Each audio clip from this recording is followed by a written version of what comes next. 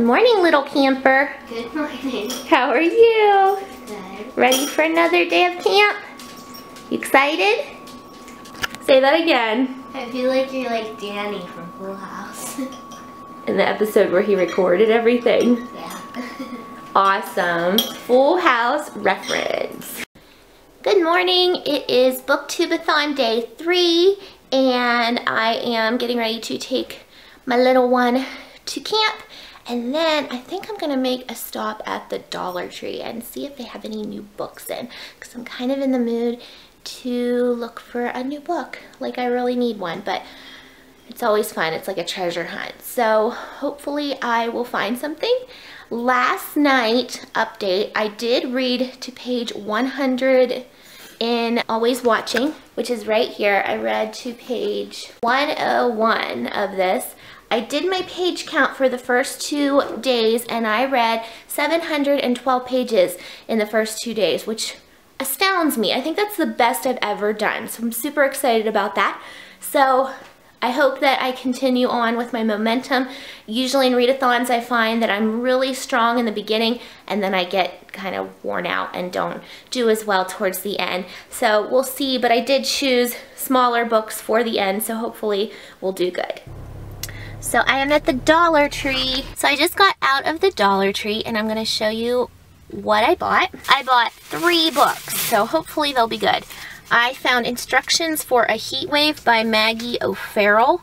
It is blurbed by Anita Shreve and Maria Semple, and it has a pretty cover. It was $1, so that was good. Woman's husband leaves her, and her children come home to kind of take care of the situation, I guess, or help her out. I don't know, but it sounds good, and it has decent reviews on Goodreads. I always look at the average rating, at least on Goodreads, when I'm at the Dollar Tree for books, because if it has an average rating like 2 something, I don't buy it. I have made that mistake before of buying a book thinking it was really looking good and then realizing it had a really low rating, and I probably won't like it if most people don't. I usually don't either. I also got Imposter by Suzanne Winokur, and it says she can steal any identity, but she can't escape herself.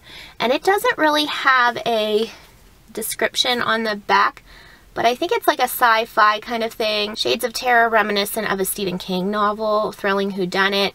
So definitely sounds like it's up my alley. I really like the cover too. I think it's very, very cool. And the last book I bought, Schroeder by Amity Gage. And I wasn't sure about this one, but I was looking at the reviews on Goodreads, and one of the people said it is kind of like a subtle psychological thriller. It's about this guy whose last name was Schroeder, but he decides to change his last name to Kennedy to fit in better, and something about prison and his wife and daughter trying to find out who he is, and it sounded interesting. It has a pretty cool cover. It was worth the chance for $1, so I will definitely give this a chance. And because it's Booktubeathon, I decided to buy some snacks as well. Cheese puffin corn, holeless cheddar popcorn. This stuff I used to love.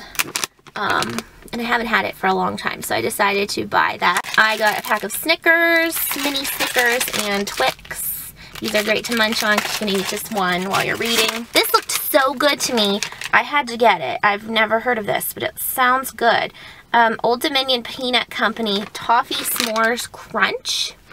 And it says s'mores flavoring in a chocolatey dipped light and crispy brittle. So I love s'mores, so I'm hoping that these will be yummy. All the flavors of the traditional campfire treat in one bite. Yummy, yummy. So that's it. I am going to head home now. It's 9:30, and I'm going to get home. And I already drank 1 cup of coffee, but I'm probably going to make 1 more and eat some breakfast. So yeah, I'll see you in a little bit. The kitty is in his shady spot under the bush in the mulch. He lays there every day. He loves that place. Kitty! He's kind of ignoring me, but he hears me.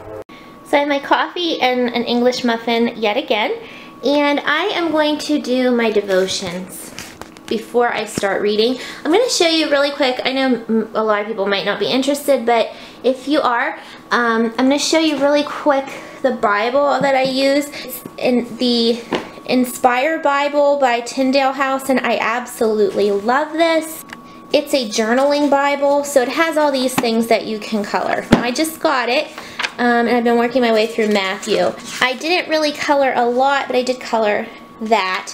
But I have been underlining things. So I like to read at least a chapter out of here, and then I absolutely love this book. I've been reading it. Can you tell I love it? It's crazy. I've never tabbed a book that much. Victory Over the Darkness by Neil T. Anderson. If you are a Christian and you feel like sometimes it's hard to live in freedom, this book is amazing, amazing, amazing, amazing. It's the best nonfiction Christian book I've ever read in my life. I am on page 116, and that's how much I've tabbed in the beginning. There's so much in here. It is just great. So I read this, and then I also have my markers and tabs and stuff. So I'm going to do that for a little bit and eat my breakfast, and then I'll get started with the Booktubeathon. I didn't show you the pages as well. Look how pretty that is. I love this. It is about 10:45, and I'm ready to start reading Always Watching by Chevy Stevens. I'm hoping to finish this today, so hopefully I can get that done. It is 1:30, and I may or may not have fell asleep a little bit while I was reading. So I haven't been very successful today so far in Always Watching. I am on page 138, so I'm getting there, but yeah, I needed a nap, I guess. So I have my lunch, another salad. Ooh. Look at that. I'm gonna eat that, and then I'm gonna have to get my daughter before too long.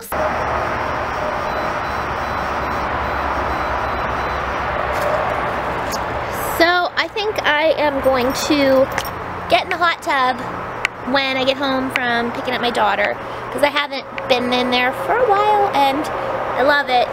So I turned up the temperature so it'll be ready for me to get in. And I love reading in there. It's so relaxing. So for anyone wondering, this is a Lazy Spa Miami, and it's made by Best Way. I absolutely love it. So while I'm in here, my buddy Barney lays on the chair like that, so he can be close to mommy, and he'll lay there for as long as I'm in here. I'm going to relax and read. I took a dip in the hot tub, and I feel so refreshed right now. The water was set at 98, and I thought maybe that would be too cold, but it was perfect because it's warm outside, so it felt nice, like a warm pool. And I made it to page 168 of this, so I'm gonna sit here and read some more and enjoy this breeze and just relax. Look at you smiling. All right, so I got done hot tubbing and sitting on the patio. It's 4:45, and I made it to page 204 of Always Watching. I'll be making dinner shortly, but I don't know what I'm gonna make for dinner. I just thawed some chicken a couple days ago, and it's ready to go, so probably something chicken related, but I'm just continuing to read away. I am going to be making Velveeta cheesy chicken and rice, and I have made this before, and I really, really like it. It's pretty quick and pretty good. So I'm going to go ahead and start making this. Say hi. Hi. Thought we were doing a picture. I know, but I wanted the world to meet you. Wonderful. So in case anyone is wondering about this recipe, this Velveeta cheesy chicken and broccoli rice, you start with some cut up, boneless, skinless chicken breasts, and I am just cooking them. It says for 5 minutes, but you just want to make sure they're done. And I use chicken tenders just because they were cheaper, but it's pretty much the same thing. Then you want to stir in a can of chicken broth and bring it to a boil. Okay, then you want to add 2 cups of instant rice, and I think it's half a pound of cut up Velveeta into little cubes, And I can't do it one-handed, hold on. And then a package of frozen broccoli thawed, and to thaw it easily, you just put it in the microwave for half the time that it calls for, like that. Then you're gonna stir it all up and cover it, remove it from the heat and let it stand for 10 minutes. Then you just stir it up and this is what it'll look like. Okay, it is 9:15 and I've still been reading Always Watching. I'm on page 277, so I have about 60-ish pages left. And I think I'm gonna put this down for a little bit. It is getting interesting, but I'm really in the mood to start this. Shadows in the Asylum, The Case Files of Dr. Charles Marsh by D.A. Stern. So I am going to start this now. And this is my Read a Book After Sunset book, and it is past sunset in my home. So I thought I would try to read this. I might be able to read the whole thing today. I'm not sure. It looks like it'll be quick because it's like an epistolary book and everything is just case files and, I don't know, newspaper clippings and stuff. So we'll see. But I really have been wanting to pick this up ever since I bought it. So I'm super excited to start it. So I'll let you know what I think. It's 11 o'clock and this is going to be my last update for the night. I'm getting pretty tired. But I did start Shadows in the Asylum, and I am about halfway through it. You can kind of see where my bookmark is. There are no page numbers in this, so it's hard to do a page count or anything, but I am highly enjoying it. It is very interesting, and it's going really fast. So I'll let you know more about it in my update. But I'm going to go to bed pretty soon. Might read a little bit more, but I'll let you know tomorrow how much I did. Thanks for watching, and I'll see you next time. Bye.